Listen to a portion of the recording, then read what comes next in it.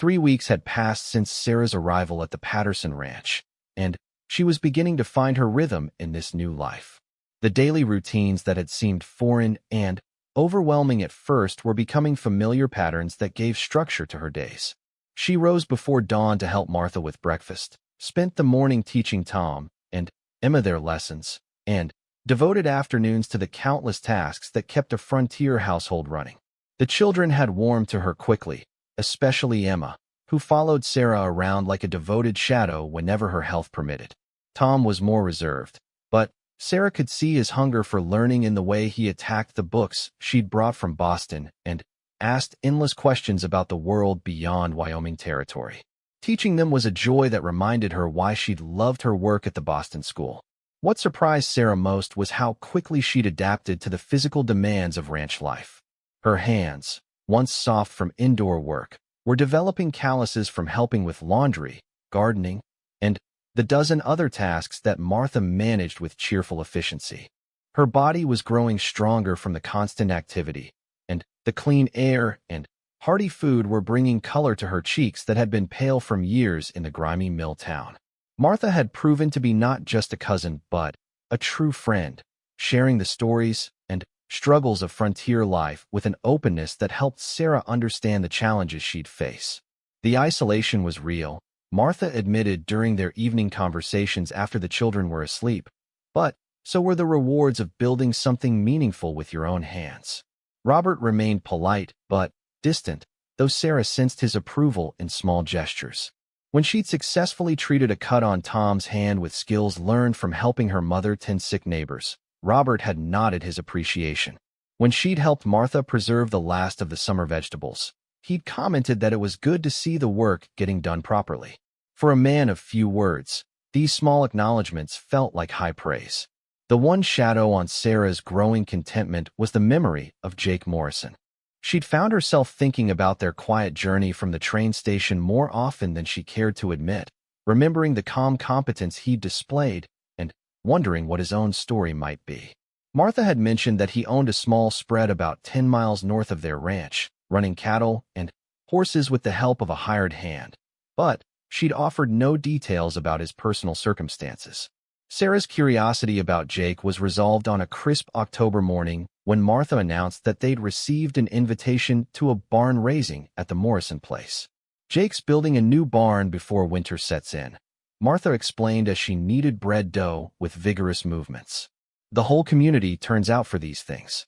The men do the heavy work while the women cook and the children play. It's one of the few times we all get together. The prospect of a social gathering excited Sarah more than she'd expected. After weeks of seeing only the Patterson family, the idea of meeting their neighbors and becoming part of the broader community felt like another step toward making this place truly home. On the day of the barn raising, the Patterson family loaded into their wagon while the sun was still low on the horizon. Martha had spent the previous day preparing her contributions to the communal feast: 2 apple pies, a pot of baked beans, and fresh bread. Sarah had helped with the cooking, enjoying the companionable work and learning recipes that would serve her well in frontier life. The Morrison Ranch turned out to be smaller than the Patterson spread, but beautifully situated in a valley where Willow Creek made a wide bend, creating a natural meadow perfect for grazing. The house was modest but well-maintained, with a large garden that spoke of careful planning and hard work. As they approached, Sarah could see that several other families had already arrived, their wagons clustered near the site where the new barn would rise. Jake emerged from the group of men examining the foundation stones as the Pattersons pulled up. He was dressed in work clothes, but had clearly made an effort to look presentable for the occasion.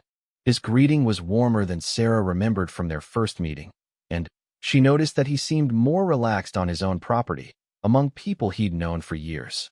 "Martha, Robert, good to see you," Jake said as he helped Martha down from the wagon. His eyes found Sarah as she gathered her skirts to climb down, and he stepped forward to offer his hand. "Miss Whitmore, welcome to my place. I hope you've been settling in well at the Pattersons." "Very well, thank you," Sarah replied, acutely aware of his calloused palm against hers and the steady way he looked at her. "Martha and Robert have been wonderfully kind." Before the conversation could continue, other neighbors began approaching to meet the newcomer. Sarah found herself shaking hands with the Hendersons, who ran cattle on the range to the east, and the Carlsons, whose farm produced grain and vegetables that supplied much of the local community. The children, including Tom and Emma, quickly formed their own group and disappeared in the direction of the creek under the watchful eyes of the older girls. The work began in earnest as soon as the formal introductions were complete. The men organized themselves with the efficiency of people who'd done this many times before, while the women established an outdoor kitchen area where they could prepare the midday meal and keep an eye on the younger children. Sarah threw herself into the work with enthusiasm, helping to organize supplies and lending her strength wherever it was needed. As the morning progressed, she found herself stealing glances at the construction site where Jake worked alongside his neighbors. He moved with the same quiet competence she remembered from their wagon ride, but there was something different about seeing him among his peers. The other men clearly respected him, seeking his opinion on matters of construction and deferring to his judgment about the best way to approach various challenges.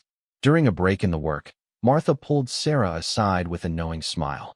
"Jake keeps looking over here," she observed with the directness that characterized frontier women. "I think he's taken a shine to you." Sarah felt heat rise in her cheeks. "I'm sure you're imagining things. He's simply being polite to a newcomer." Martha laughed, a sound full of affection and gentle teasing. "Sarah Whitmore, I may live in the middle of nowhere, but I'm not blind. That man has been finding excuses to walk past our work area all morning, and it's not because he's suddenly developed an interest in apple pie recipes." Before Sarah could protest further, a commotion from the direction of the creek interrupted their conversation. One of the older boys came running toward the adults, his face pale with alarm. "There's been an accident," he called out. Emma fell in the creek and hit her head on a rock. The pleasant atmosphere of the gathering shattered as parents rushed toward the water. Sarah's heart hammered as she ran with Martha toward the creek, her mind filling with horrible possibilities. When they reached the bank, they found Emma sitting on a fallen log with blood trickling from a cut on her forehead, but conscious and crying more from fear than pain. Jake was kneeling beside the little girl, his hands gentle as he examined the wound. "It's not as bad as it looks," he said calmly as Martha knelt beside her daughter. "Head wounds always bleed a lot, but the cut isn't deep. She'll need some cleaning up and maybe a few stitches, but she's going to be fine." Sarah found herself stepping forward without conscious thought. "I can help with that," she said quietly. "I've had some experience with this kind of injury. Back in Boston, she'd often helped her mother tend to neighbors who couldn't afford a doctor, and she'd learned basic wound care from necessity." Jake looked up at her with something that might have been surprise, then nodded. "My house is closest. We can take her there and get her cleaned up properly." Without waiting for discussion, he scooped Emma into his arms with careful tenderness. The little girl, reassured by his calm manner, stopped crying and allowed herself to be carried toward the house. In Jake's kitchen, Sarah worked with steady hands to clean the wound while Martha held her daughter's hand and spoke soothingly. Jake provided clean water, soft cloth, and everything else Sarah requested without being asked, moving around his kitchen with quiet efficiency. Sarah found herself impressed not only by his preparedness, but by the cleanliness and organization of his home. This was clearly a man who took care of himself and his possessions with the same competence he brought to everything else. The cut, as Jake had predicted, was not serious. Sarah cleaned it thoroughly and applied a small bandage, explaining to Emma that she'd have a tiny scar, but that it would fade with time. The little girl, restored to her usual spirits by the attention and the piece of candy Jake produced from somewhere, was soon eager to return to the other children. As they walked back toward the barn raising, Jake fell into step beside Sarah while Martha carried Emma ahead of them. "You've got steady hands," he observed, "and a good way with children. Emma wasn't even frightened once you started taking care of her." "I've had practice," Sarah replied, pleased by the compliment but trying to keep her voice casual. "In Boston, we couldn't always afford doctors for minor injuries." Jake was quiet for a moment, and when he spoke again, his voice was thoughtful. "It must have been hard to leave everything familiar behind. Takes courage to start over in a new place." Sarah glanced at him, surprised by the insight. It was necessary more than courageous, she said honestly. But, yes, it was frightening. Still is, sometimes. Fear's not always a bad thing, Jake said quietly. Keeps you careful, makes you think before you act. But, don't let it keep you from taking chances when they're worth taking. There was something in his tone that made Sarah look at him more closely. But, before she could respond, they'd reached the other families. And the conversation was lost in the renewed bustle of activity. The work on the barn continued through the afternoon, and, by evening, the framework was complete, and the roof partially enclosed. The sense of accomplishment was shared by everyone who'd contributed to the effort, and the communal meal that followed felt like a celebration. As families began packing up to head home in the gathering dusk, Jake approached the Patterson wagon where Sarah was helping Martha settle the children for the journey. "Miss Whitmore," he said, his voice carrying a note of formality that seemed at odds with the easy companionship they'd shared during the day. "I wanted to thank you again for helping with Emma. It meant a lot to have someone with your skills available." "It was nothing," Sarah replied. But Jake shook his head. "It wasn't nothing to Martha and Robert, and it wasn't nothing to me either." He paused, and Sarah could see him gathering his thoughts. "I was wondering if you might like to see the rest of my place sometime.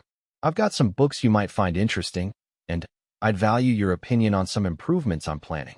The invitation was carefully worded, offering practical reasons for a visit while leaving room for something more personal to develop if both parties were interested. Sarah felt her heart speed up, but she kept her voice steady as she replied, "I'd like that very much, Mr. Morrison. Perhaps when Martha doesn't need my help with the children." "Jake," he corrected gently.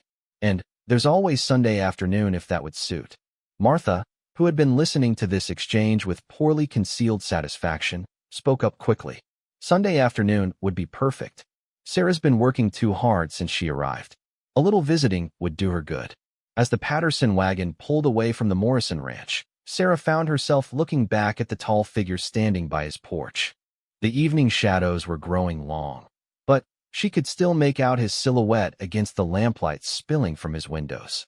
For the first time since arriving in Wyoming territory, she allowed herself to think about possibilities that went beyond simple survival and family obligation.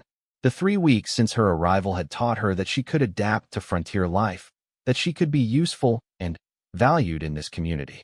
But Jake Morrison's quiet invitation suggested that she might find something here she hadn't even dared to hope for. As the wagon rolled through the darkness toward the Patterson ranch, Sarah felt a flutter of anticipation that had nothing to do with fear and everything to do with the chance that she might have found not just a new home, but a new beginning filled with possibilities she was only just beginning to imagine. Behind them, a dog barked once in the distance, and somewhere ahead, a night bird called across the prairie. The vast sky stretched overhead, filled with more stars than Sarah had ever seen in the city, each one a point of light in the darkness that no longer seemed quite so frightening. Tomorrow would bring new challenges, but tonight, for the first time since stepping off the train, Sarah allowed herself to believe that she had found her place in this wide, wild country. The silence between Sarah and Jake stretched for nearly 20 minutes as the wagon rolled along the dusty road.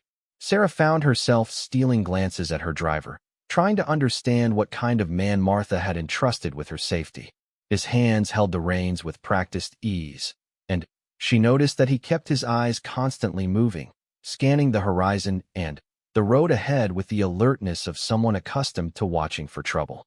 Finally, Jake spoke, his voice cutting through the steady rhythm of the horse's hooves. "Martha's told us quite a bit about you," he said, not taking his eyes off the road. "Says you taught school back in Boston before you worked at the mill." Sarah nodded, grateful for the opportunity to talk about something familiar. "For 3 years, yes. Children ages 6 to 14 in a small school near the docks." She paused, remembering the cramped classroom with its broken windows and worn wooden floors. "It wasn't much, but I enjoyed the work. Teaching, I mean. Martha's been struggling with lessons for her own children," Jake continued. "Tom's 8 now and sharp as a tack, but he needs more than she can give him. And little Emma, when she's not sick, she's curious about everything under the sun." A slight smile crossed his weathered features. "You'll have your hands full with those too." The mention of children brought Sarah some comfort. Working with young ones had always come naturally to her, and knowing that her skills would be immediately useful made her feel less like a burden. How many children do Martha and her husband have? Just the two, Jake replied. Tom and Emma. Martha lost a baby 2 winters ago, and it hit her hard. That's part of why she wrote to you. She needs help, but she also needs company. Someone from her own family who understands where she came from. Sarah felt a pang of sympathy for her cousin. The isolation of frontier life was something she was only beginning to understand, but the loss of a child was a tragedy that would be magnified by distance from family and familiar comforts. What about her husband? What's he like? Jake was quiet for a moment, as if choosing his words carefully. Robert Patterson's a good man. Works hard, treats his family well, pays his debts. The ranch is small but profitable, and he's got plans to expand. He glanced at Sarah briefly before returning his attention to the road. He's not much for talking, especially to strangers, but don't mistake quiet for unfriendly. As they continued their journey, Sarah began to see signs of human habitation scattered across the landscape. Fences marked property boundaries, and occasionally she spotted cattle grazing in the distance. Twice they passed other homesteads, simple houses surrounded by barns and outbuildings, with gardens and corrals that spoke of families working to carve out lives from the unforgiving prairie. The road began to climb slightly, following the contours of a series of low hills that offered a better view of the surrounding country. From this vantage point, Sarah could see a line of trees in the distance that Jake identified as marking the course of Willow Creek, which provided water for several ranches in the area, including the Pattersons. Water's life out here, Jake explained when Sarah asked about the importance of the creek. A man can own thousands of acres, but if he doesn't have reliable water, it's not worth much. Robert was smart when he chose his land. The creek runs year-round, and there's good grass for the cattle. As they topped a small rise, Jake pointed toward a cluster of buildings visible about a mile ahead. That's home, he said simply. The Patterson Ranch spread across a shallow valley, with the main house positioned to take advantage of the shade provided by several large oak trees.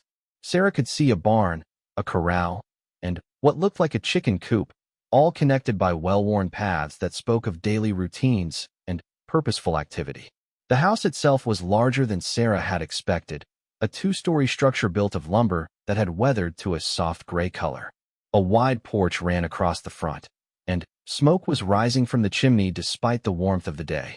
Gardens flanked the house on both sides, and Sarah could see the bright colors of vegetables and flowers even from this distance.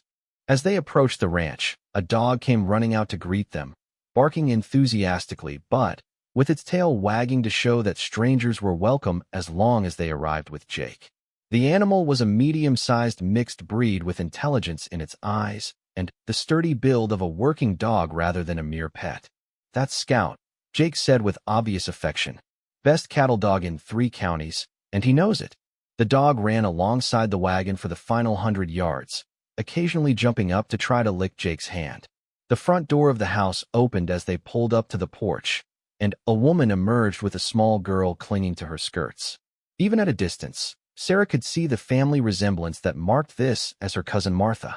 The red hair had darkened to auburn and was now pinned up in a practical style, but the freckles were still there, and the smile that spread across Martha's face was exactly as Sarah remembered from childhood. Martha hurried down the porch steps as Jake brought the wagon to a halt, her arms already reaching out for an embrace. Sarah, oh my goodness, you look exactly like your mother did at your age. The years seemed to fall away as the cousins hugged, and Sarah felt some of the tension she'd been carrying finally begin to ease. You look wonderful, Martha, Sarah said, and meant it.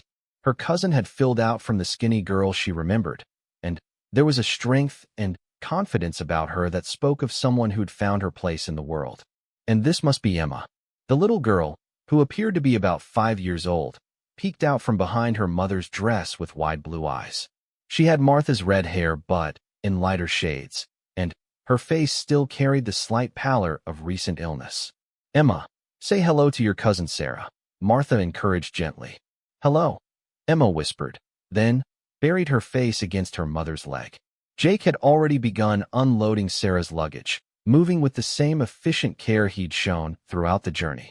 A boy who could only be Tom appeared from around the side of the house, curious about the new arrival but hanging back with the caution that seemed to characterize frontier children when meeting strangers. "Tom, come meet your cousin," Martha called. The boy approached slowly, studying Sarah with intelligent dark eyes that reminded her of her own father. He was tall for 8 years old and carried himself with a seriousness that seemed beyond his years. "Pleased to meet you, ma'am," Tom said formally, offering a small bow that made Sarah smile despite her nervousness. "And I'm pleased to meet you, Tom," Sarah replied. "Your mother has told me wonderful things about you in her letters." Martha linked her arm through Sarah's as they walked toward the house. "Come inside and meet Robert. Then we'll get you settled in your room. You must be exhausted after that long journey." She paused at the porch steps, looking back at Jake, who was securing the wagon. "Jake, will you stay for supper? It's the least we can do after you spent the whole day fetching Sarah." Jake touched his hat brim in that same gesture of polite acknowledgement Sarah had seen at the train station. "Thank you kindly, but I should get back to my place before dark. Maybe another time." He turned to Sarah with what might have been the beginning of a smile. "Welcome to Wyoming territory, Miss Whitmore. I hope you find it to your liking." As Jake drove away, Sarah felt a small pang of regret. He'd been her first contact with this new world, and his quiet competence had been reassuring during a time when everything felt uncertain.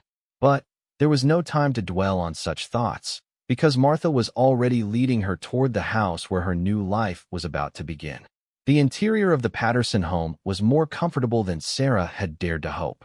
The main room combined kitchen and parlor functions, with a large stone fireplace dominating one wall and windows that let in plenty of natural light. The furniture was simple but well-made, clearly built to last rather than to impress. Colorful rag rugs covered the wooden floors, and shelves along the walls displayed books, dishes, and the accumulated treasures of family life. Robert Patterson emerged from a back room as they entered, and Sarah's first impression was of a man who'd been shaped by hard work and responsibility. He was perhaps 40 years old, with graying hair and the kind of lean strength that came from physical labor. His greeting was polite but reserved, and Sarah sensed that Jake had been right about him being a man of few words. "Welcome to our home, Sarah," Robert said, offering his hand in a firm handshake. "Martha's been counting the days until your arrival." "Thank you for having me," Sarah replied. "I hope I can be helpful to your family." Robert nodded gravely. "Martha will show you what needs doing. We're simple people here, but we work hard and try to do right by each other." It was clearly both a welcome and a statement of expectations, delivered without harshness but with unmistakable sincerity. Martha led Sarah up a narrow staircase to a small but clean room under the eaves of the house. A single bed with a colorful quilt, a simple dresser, and a chair by the window comprised the furnishings, but the space felt cheerful and private. The window looked out over the vegetable garden and toward the creek, providing a view that would be pleasant in both morning and evening light. "I know it's not much," Martha said, a note of apology in her voice. "But it's yours for as long as you want to stay." Sarah set down her carpetbag and turned to embrace her cousin again. "It's perfect, Martha. More than perfect. I can't tell you how grateful I am that you wrote to me." Martha's eyes grew bright with unshed tears. "I've been so lonely, Sarah. Oh, I love Robert and the children dearly, but sometimes I miss having someone to talk to who understands where I came from. Someone who remembers the same things I do." For the first time since leaving Boston, Sarah felt truly hopeful about her decision to come west. Here was family, here was purpose, and here was a chance to build something new while maintaining connections to what had come before. As she unpacked her few belongings in the fading light of her first day in Wyoming territory, she allowed herself to believe that she might actually have found a home. The train's whistle pierced through the morning air as it came to a grinding halt at the small station platform. Steam hissed from beneath the massive iron wheels, creating clouds that danced around the wooden planks where only 3 people waited. Sarah clutched her worn leather suitcase with trembling fingers, her knuckles white against the dark handle. Through the dusty window, she could see the endless expanse of prairie grass swaying in the wind, dotted with cattle that looked like tiny specks from this distance. Her heart hammered against her ribs as she stood up from the uncomfortable seat she'd occupied for the past 18 hours. The journey from Boston had been longer than she'd ever imagined possible, each mile taking her further from everything familiar and safe. The conductor, a kindly man with silver whiskers, had tried to make conversation during the trip, but Sarah had been too nervous to do more than nod politely. The decision to leave everything behind had not been an easy one. Back in Massachusetts, her life had become suffocating after her father's death left the family drowning in debt. The mill where she'd worked as a seamstress had closed down, and her mother's health was failing fast. When the letter arrived from her distant cousin Martha, inviting her to come west to help with the children and household duties, it felt like a lifeline thrown to a drowning woman. Martha had written about the wide open spaces, the clean air, and the opportunities that awaited anyone willing to work hard. She'd mentioned her husband's cattle ranch and how they needed reliable help, especially someone who could read and write and help teach the children.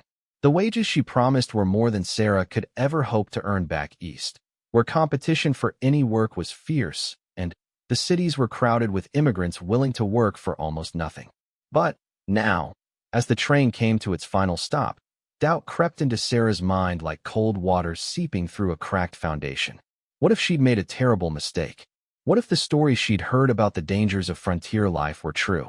She'd read newspaper accounts of Indian raids, cattle rustlers, and lawless men who settled disputes with guns rather than words.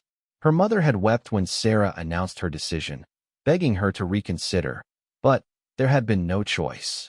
The money she could send home might be the only thing that could save her family from the poorhouse. The conductor appeared at her elbow, his voice gentle but firm. "This is your stop, miss. Clearwater Station." Sarah nodded and gathered her courage along with her belongings. Besides the suitcase, she carried a small carpet bag containing her most precious possessions, her mother's Bible, a daguerreotype of her family, and the few pieces of jewelry that hadn't been sold to pay debts. As she made her way down the narrow aisle, Sarah caught glimpses of her fellow passengers through the corner of her eye. There was a salesman heading further west with cases full of patent medicines, an elderly couple who'd been visiting their son in Denver, and a young man in a rumpled suit who claimed to be a journalist writing about the expansion of the railroad. None of them had paid much attention to the quiet woman in the faded blue dress who'd kept to herself during the journey. The steps down from the train car seemed impossibly steep, and Sarah hesitated for a moment before the conductor offered his hand to help her down. The platform beneath her feet felt solid and real, but everything else seemed like a dream. The air smelled different here, cleaner but somehow thinner, carrying scents of sage and dust, and something else she couldn't identify. Martha had promised to meet her at the station, but Sarah didn't see anyone who looked like the woman she remembered from childhood visits. Her cousin had been just a girl then, with bright red braids and a face full of freckles. Now she would be a married woman with children of her own, probably changed beyond recognition by years of frontier living. The train began to pull away with a series of mechanical groans and clanks, leaving Sarah standing alone on the platform with her luggage at her feet. The few other passengers who had disembarked were already being greeted by waiting family members or heading toward the small town visible in the distance. The station building was little more than a wooden shed with a hand-painted sign that had been weathered by countless storms. As the sound of the departing train faded into the distance, Sarah became aware of other sounds that had been masked by the noise of the engine. Somewhere nearby, cattle were lowing, and she could hear the distant sound of hammering, as if someone was building or repairing something.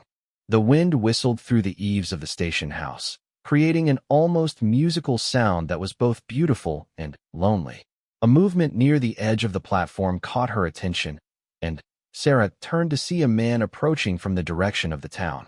He was tall and lean, with the kind of sun-weathered skin that spoke of years spent outdoors.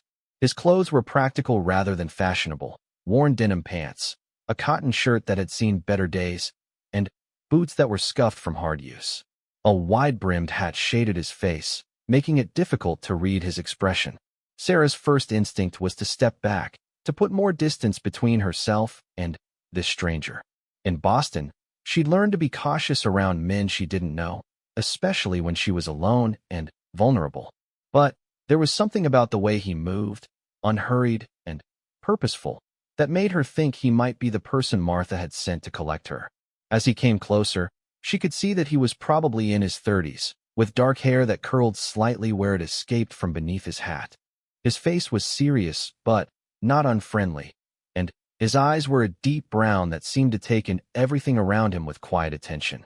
There was a stillness about him that reminded Sarah of the farmers she'd known back home, men who were comfortable with silence and measured their words carefully. When he was still several feet away, he stopped and touched the brim of his hat in a gesture of greeting. "Miss Sarah Whitmore?" His voice was low and carried easily across the distance between them, with just a hint of an accent she couldn't place. It wasn't the sharp, clipped tone she was used to hearing in New England, but something softer and more drawling. "Yes," Sarah managed to say, her own voice sounding small and uncertain in the open air. "Are you from the Patterson Ranch?" She hoped she'd remembered the name correctly.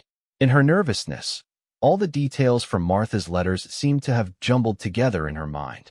The man nodded once, a simple movement that somehow conveyed both confirmation and reassurance. "I'm Jake Morrison. Martha sent me to fetch you."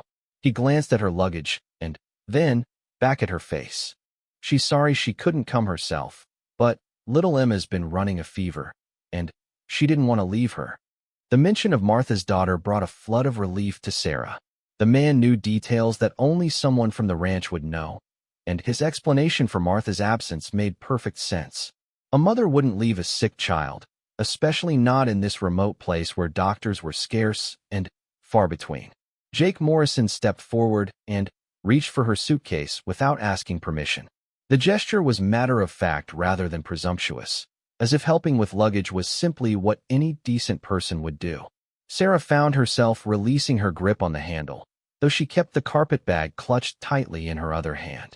"The wagon's just over there," Jake said, nodding toward a spot beyond the station house where Sarah could now see a horse and buckboard waiting in the shade of a large cottonwood tree. "It's about an hour's ride to the ranch, depending on how the road looks after last night's rain." As they walked toward the wagon, Sarah tried to take in as much as possible of her new surroundings. The town of Clearwater was smaller than she'd imagined, just a collection of wooden buildings stretched along what appeared to be the main road. She could see a general store, what looked like a saloon, and a few other establishments whose purposes weren't immediately clear from this distance. Beyond the town, the landscape rolled away in all directions, covered with grass that moved like water in the constant wind. The horse hitched to the wagon was a sturdy-looking animal with a calm temperament, barely lifting its head as they approached. Jake loaded Sarah's suitcase into the back of the wagon with efficient movements, then turned to offer her his hand to help her up to the seat. His grip was firm and calloused, the hand of someone who worked with tools and rope and all the implements of ranch life. Once Sarah was settled on the wooden seat, Jake climbed up beside her and took hold of the reins. The wagon creaked as it took their combined weight, but it felt solid and well-maintained. Sarah noticed that there was a rifle secured in a holder beneath the seat, and her stomach tightened with fresh anxiety. Back east, guns were tools for hunting or military service, not everyday items that ordinary people carried as a matter of course. Jake must have noticed her glance because he spoke without being asked. "Just a precaution," he said simply. "We don't expect trouble, but it's better to be prepared." His tone was matter-of-fact, as if he were commenting on the weather rather than the potential for violence. As they began to move away from the station, Sarah felt the last threads connecting her to her old life finally snap. The train that had brought her here was now just a distant smudge of smoke on the horizon, and she was truly committed to this new path she'd chosen. There would be no turning back now, even if she wanted to. The wagon wheels found their rhythm on the rutted road, and Sarah began to notice details she'd missed in her initial nervousness. Wildflowers bloomed in patches along the roadside, creating splashes of color against the green and brown landscape. Birds she didn't recognize called from fence posts and telegraph poles, their songs different from anything she'd heard in Massachusetts. The sky seemed impossibly vast, a dome of blue that stretched from horizon to horizon without interruption. Jake Morrison drove with the easy competence of someone who'd traveled this route countless times. He didn't seem inclined to fill the silence with conversation, but there was nothing uncomfortable about his quiet presence. Sarah found herself gradually relaxing as they left the town behind and entered the open country that would be her new home.